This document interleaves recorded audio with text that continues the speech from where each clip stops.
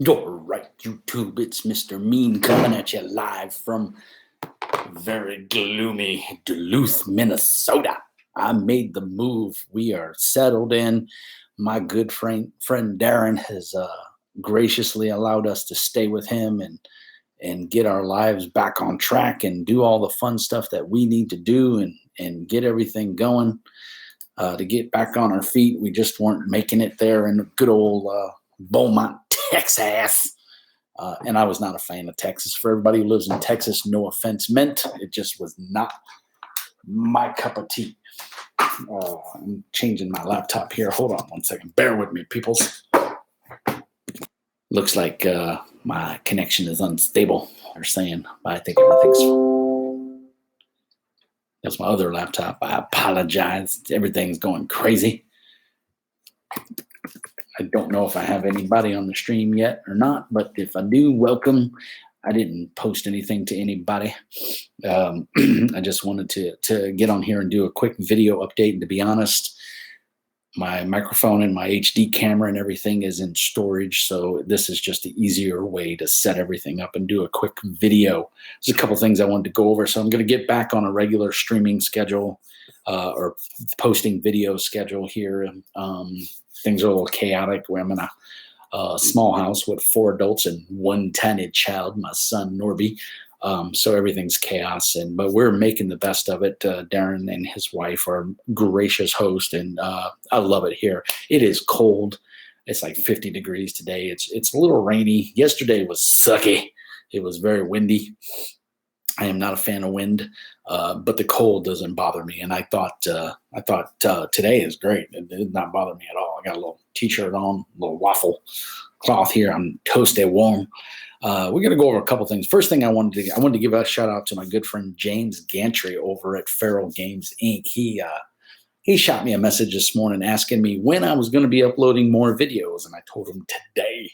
And he sent me a very cool copy of the Ghost Ops. I don't want to say it's the beta. I think it's a primer. I'm not quite sure. I don't remember. I don't have it here with me. It's on my other computer. But I will tell you that you can go to Drive-Thru RPG, or you can go to the Kickstarter page and you can purchase a copy for $12.99. Or if you download this one, let me get the actual notes here. Yeah. Early access is $12, but by buying it, then you get the full game at launch for $7.99. Cheaper. So it's kind of like a pre-order thing. If you buy the early access, then you'll be able to pick up the full version for $20. It's normally going to be $20, but if you buy it early access, you'll get it for $12. You won't have to pay the full price. So anyway, that's very cool. Man, that cover is neat with the special ops guy breaking through the glass and shooting it. It's upside down. It's really cool. If you guys haven't checked out the Kickstarter, do yourself a favor and go check it out. I don't have everything all set up and everything. Let's see. Cola Rolla is in the chat. How you doing, Cola Rolla? I love the name, by the way. It's very cool. Have you heard of the Triton RPG game system by Fenris Publishing? No, sir or ma'am, I have not. Do me a favor, post a link here in the chat because I, as the content provider, can see this chat even after the video is done, and I will go check it out. Those of you that don't know, I do reviews here on my channel, and I like to promote the smaller game companies such as James Gantry and Feral Games Inc. They've got a number of Kickstarters, and they're going to be announcing something really soon. So pay attention to them on Discord. If you're not already a member, join, check it out. Discord. I'm on Discord. There's a link on it from my YouTube channel. If you haven't joined up, please go do. I'm unemployed right now, so I should be on quite a bit when I'm not tending to my son or looking for work. The other thing, like I said, is I wanted to give shouts to James in his game, Ghost Ops. It's finished its Kickstarter, and it's doing very well. Go check it out. Get the primer. If you pre-order it early, you get early access, and then when the full book is done, you'll be able to download it at a discounted price. So you can't beat that. That's two great tastes that taste great together. Let's see what else is going on. So I'm in Duluth. I love it. It's nice and cold. We are here on the May 9th. And I think it's about 50 degrees outside. I don't even remember what the weather is. But it's nice. I'm not having a problem with it. It's a little rainy today. We just had some rain come through. It is what it is. But we got here Friday evening, Friday, Saturday, Sunday, and Monday. The weather was absolutely gorgeous. It was beautiful. We got to drive around and see a lot of the town. Really excited. Looking forward to living here and starting a new chapter of my life with my family. So let's get on to the juice of it. The juice of it is my friendly local game store in Beaumont, Bookstand, had pre-ordered this for me, and it came out right before. I literally went the day before I loaded up my car, and I was able to pick up Terrinoth. Destron 1201 says, "Hey, sir, settled in already?" Yes, sir. I'm as settled as I can get for living in somebody else's house and making the best of it. My friend Darren has put us up until we can find work, and then we'll go from there. We'll move and have to move again. I'm paying somebody. I'm not doing it myself. But today's video du jour, we've already talked about Ghost Ops. Go pick it up. It's the Savage Worlds version. It has its own versions, kind of Fate-esque. I don't know how to describe it, but either way, you've got some rules options there. So go check out Feral Games Inc.'s Ghost Ops. It's awesome. But today, I really wanted to go over this. Realms of Terrinoth. Those of you that follow my channel know that I'm a huge Descent fan. It's a board game, 3D miniature board game, kind of kick in the door, take the treasure, kill the monsters, not necessarily in that order. And the cool part of it is I always said to myself for years, God, this would be a cool fantasy setting if we could get an RPG. And they came out with Midnight during the 3.0 craze, and they came out with Fireborn, which is its own proprietary system. And one of the things about Fantasy Flight, I love the production value of their games. The Star Wars license is gangbusters. The books are gorgeous. Everything's awesome. The Warhammer, I guess it's the third or maybe technically the fourth. I'm not quite sure. The board / RPG game of fantasy, Warhammer Fantasy that Fantasy Flight did, and with their own unique proprietary dice and cards and stuff. He didn't really have like a character sheet.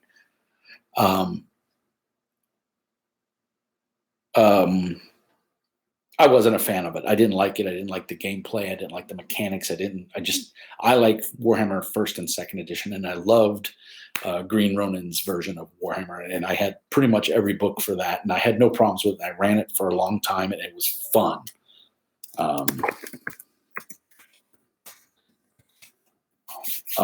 And I enjoyed it for what it was. But Fantasy Flight has a habit of running these cool games, especially their proprietary stuff, the things that they've made, and then they just stop supporting them. And it sucks because, like, Midnight was an awesome setting. If those of you that don't know, it was a 3.0, 3.5 setting. Midnight was basically what if Sauron had won. And the land, and your characters play heroes in a land that's pretty much completely evil for the most part, and people are barely eking by, and it was very dark and gloomy. I remember the Midnight movie Colorola. It was actually pretty decent. It's hard to find. I need to see if I can track down a copy and get it. If it's on DVD, I don't know, but I did watch it. It was actually really good.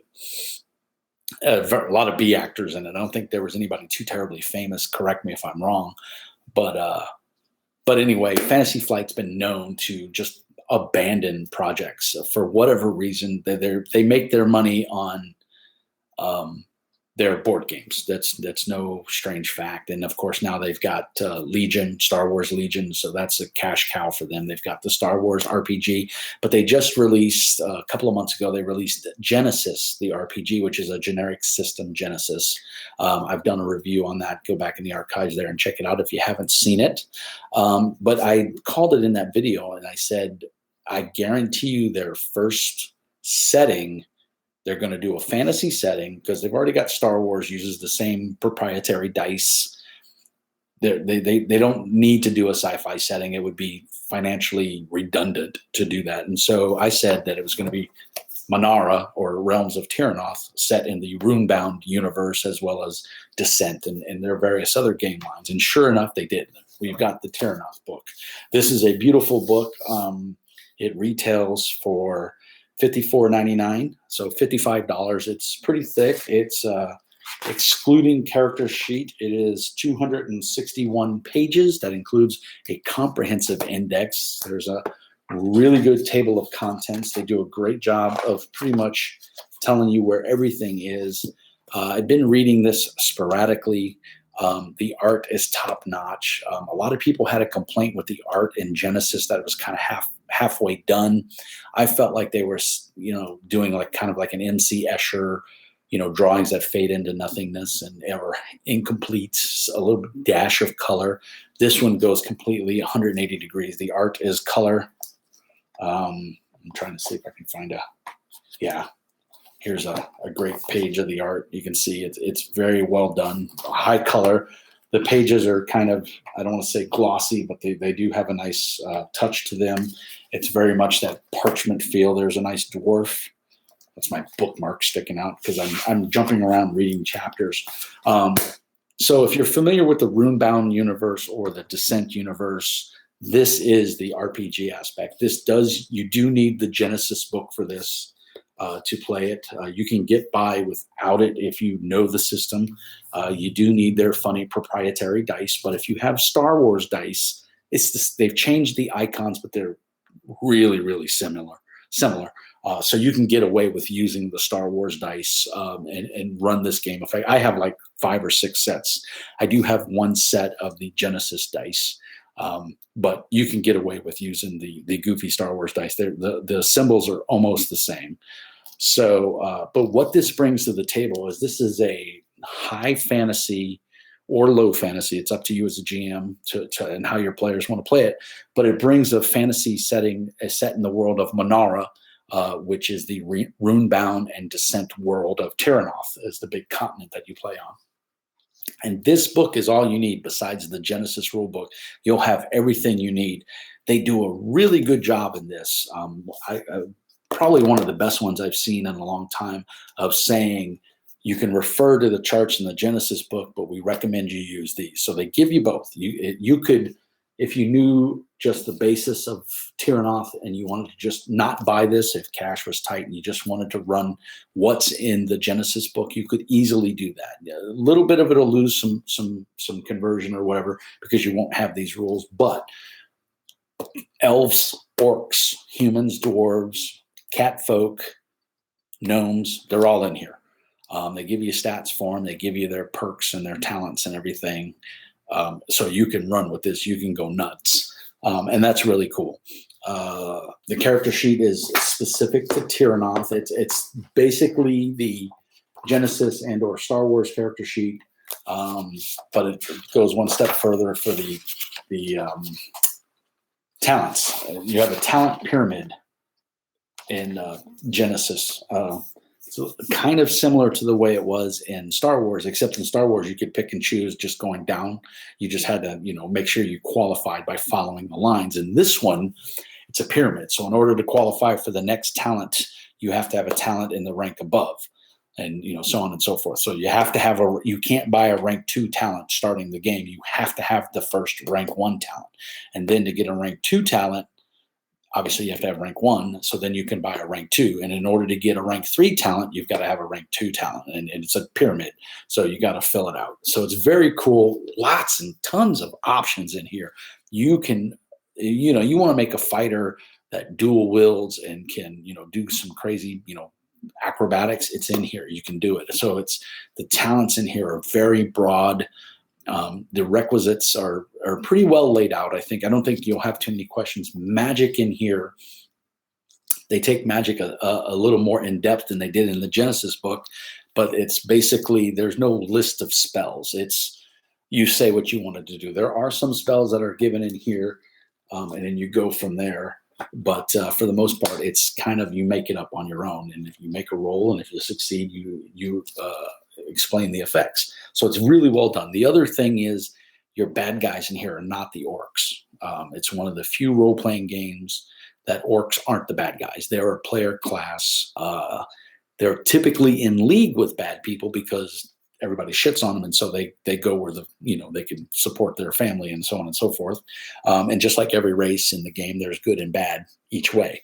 So the cool part here is you can play an orc and be a viable character. Dragons are the bad guys. They're no bueno. And that's really cool because they straight up, I mean, the dragons are evil. The Daikwan, basically the evil necromancers, the undead, a lot of that in here. So you're going to have plenty of villains. There's a nice little bestiary in here.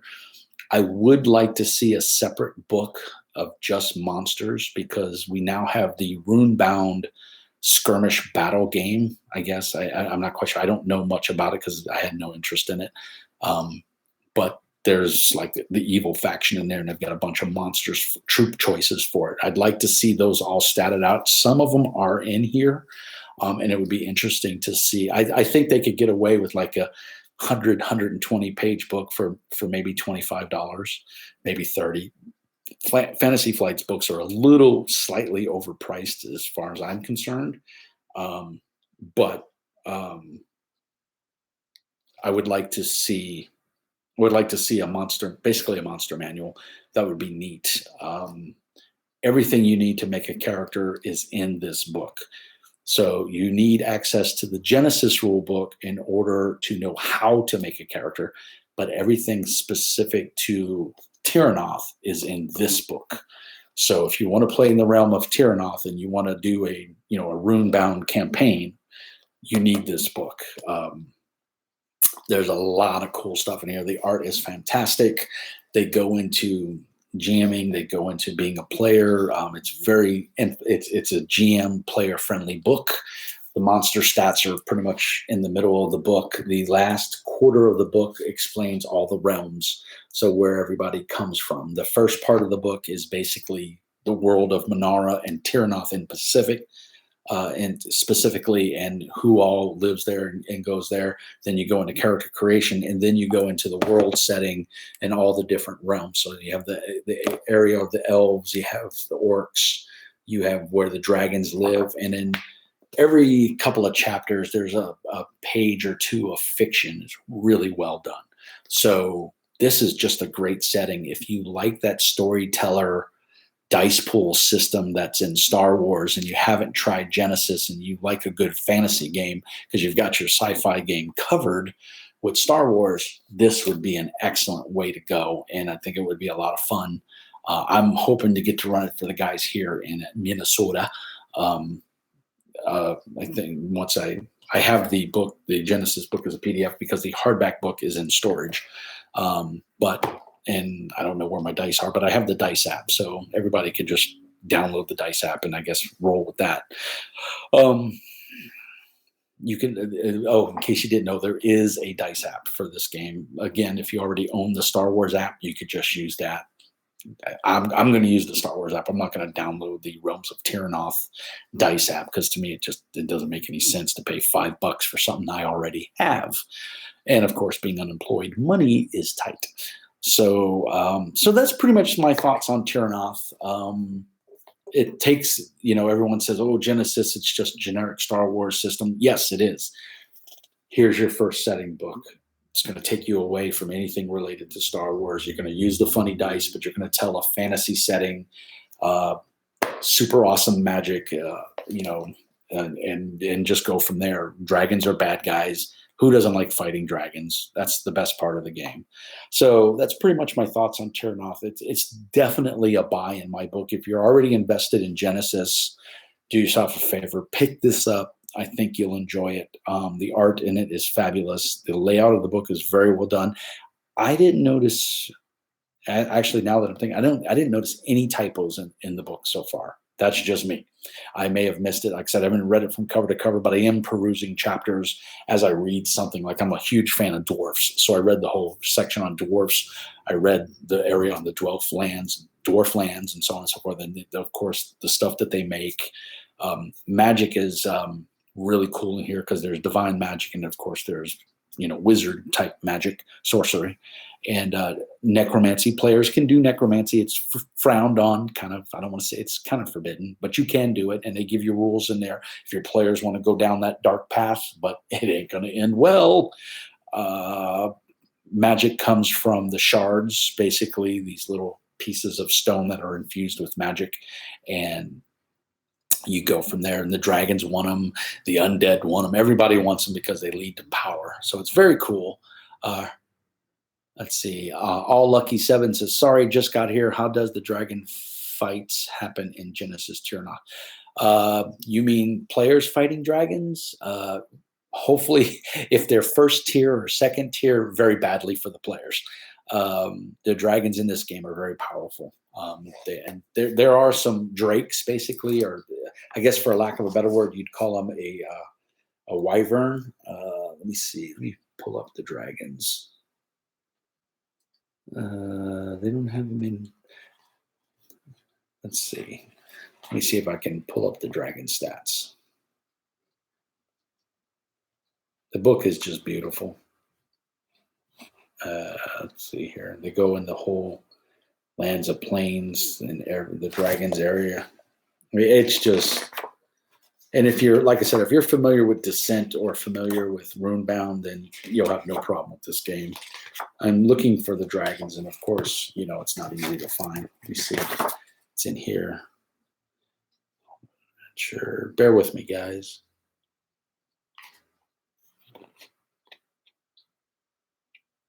Molten Hearth, I think that's where the dragons come. Page 193. So let's go see there. And of course, I will say the page numbering in the book is a little wonky because they blend in with the page, and it's kind of hard to see some of them. But that's just me. Yeah, the Molten Earth is the domain of dragons. So let's see. Ancient Dragon, that's a nemesis. If you know much about the game, there's minions and nemesis and rivals. Nemesis is the top of the gang. Most PC stats are going to be between 1 and 3. Most of your stats will be an average of 2. You'll have one possibly low stat of a 1, and most of your max stat, whatever it is, will be a 3. Destron says he's got to go. Glad to see you too, man. Thanks for joining. But here the dragon's brawn is 5, his agility is 4, his intellect is 5, his cunning is 4, his willpower is 5, and his presence is 4. So as you can see right there, you're rolling a minimum of 4 dice, and then of course whatever skills he's going to add in there, you're going to convert. So it's not pretty. He's rolling way more dice than the players are until they get a couple talents under their belt. You're going to get squashed. So his initial soak value is 8. The average PC has a soak value of maybe on a good day 3 to 4, possibly even a 5, depending. That's on a good day. So he's already more than double. Wound threshold is 45. Players are looking at an entrance level wound threshold of between 8 and 10, I think, if I remember correctly, just like D&D. 11 plus brawn. So like for the dwarf here, the dwarf's brawn is 2, so he's looking at a threshold of 13, and the dragon is sitting at 45. So there you go, 3 times the math there. So brutal. Dragons are evil. They are the bad guy. They're not anything to be trifled with, and you don't want to take them on early on. You want to get some talents under you, get a couple levels. This is not a level-based game. It's a talent-based game. And as you get more experience, which equates to points, you use those points to buy better talents. But in order to buy the better talents, you have to have the previous talent, and they stack. So you'll have, fighting 1, fighting 2, fighting 3, that kind of thing, whatever the talent may be called. And there's a lot of cool ones, some really good ones for archers. I'm not a fan of like the archer in D&D because they don't get, in my opinion, they don't get anything super good. There's nothing that sets an archer aside from a fighter. Yeah, they get to use their decks, whoop-de-doo.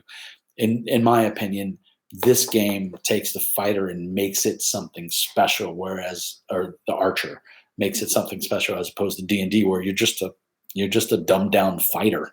And that sounds kind of harsh, and I don't mean it to sound that harsh, but that's how I view it. It's like Palladium Fantasy. There's a class in there called the Longbowman, and they give specific attention to detail to using a longbow and all the benefits and the bonuses you get for that. It's kind of the same thing here. If you want to be an archer, there's a bunch of talents in here you can take, and you can just be a beast of an archer. And so I really like that. I like it when players can build their character to go the way they want to go. You want to be a thief, you want to be super sneaky, you can build by picking the correct talents. You can build uber abilities off of those talents to do the things you want to do. Just like in Star Wars, though, it is nigh impossible to raise your attributes after character creation. So you get on average 100 points to build a starting character on, depending on what race you take. Humans being the default. I think humans start with 100, where dwarves are a little bit hardy and they get a couple extra things. They only start with 90. So that kind of thing. And if you want those uber stats, you got to buy them right off the bat, and they're super expensive. So it kind of levels the playing field. So you could have crazy awesome stats, but you're going to suck at your skills because you're not going to have any points to put into those skills. It's a point buy system. So you get that initial 100 points or so, and then you dump them in there, and you got to do what you got to do. So it's a balancing act. You can take the baseline stats, not bump them, and put a whole bunch of points into talents and skills and go from there. Or you can dump it all into stats and have hardly any talents. And you'll be able to do things, and your initial dice pool will be pretty solid. But the player, I think, who puts more points in the talents is going to outshine you in the short run and in the long run. You're going to have more attributes. You're probably going to hit harder, because you're going to have a super tough brawn, or you're going to have a really good agility. But you're not going to be able to notice shit because you're not going to have the points to put into that skill. So it's whether you want to be specialized or you want to be overall. Or somewhere in the middle, and that's what this game does really well. Players can make the character they want to make. You're not going to whip out a character in 5 seconds like Savage Worlds or D&D, because I really feel you can belt out a character in D&D in 10 minutes or less, and I think Savage Worlds definitely so. Not this game so much. Takes a little bit of thought. There's a lot of talents and starting talents, and you need to look through what you get. If you're going to play like a cat folk, you need to know what those abilities and you need to look at how you're going to go that way. If you're going to be a gnome, you want to look at what the gnomes can excel at and do, and so on and so forth. So really cool system. I'm looking forward to running some games in it. Hopefully I can get the guys here. The cool part is here in Minnesota, within driving distance of my house here, I have 3 different game stores, and most of them, I think 2 out of the 3 have a pretty good setup for playing games in the store. So I'm definitely looking forward to getting in there on a Saturday or something and running some games. I'm very excited. So that's really, I see we got 3 people, All Lucky 7, Colarola, and Destron 1201. Destron said he had to go. But he still seems connected. But we're going on 30 minutes here, and I didn't want to keep this too long. So I'm going to wrap it up by saying, go check out Feral Games Inc.'s Kickstarters. They're going to be making a special announcement here real soon. Join them on Discord. Join me on Discord. The link is on my YouTube page, where you'll see this video posted after I'm done, because it'll go on my YouTube page. Thanks to everybody that Colarola and Destron and All Lucky 7. Thanks for chiming in on the chat there and watching my stream. Appreciate you guys. If you haven't gone over and like and subscribe, please do it. It helps me out. Trying to grow my channel. Tell your friends about it. I try to do honest reviews. If you're a game publisher and you want some exposure to your game, feel free to reach out to me at jpolak@gmail.com, and we can set up either an interview via Google Hangouts, or you can send me a PDF or a hard copy of your game, and I'll be more than happy to give it an honest review. I've been lucky enough that nobody has sent me any garbage. I've been honest and lucky enough to actually receive good stuff and do reviews on it, and I've just really enjoyed it, and I'm lucky and happy to be able to do this as a hobby. And thanks you guys for watching. So as always, peace and hair grease, and remember, be nice.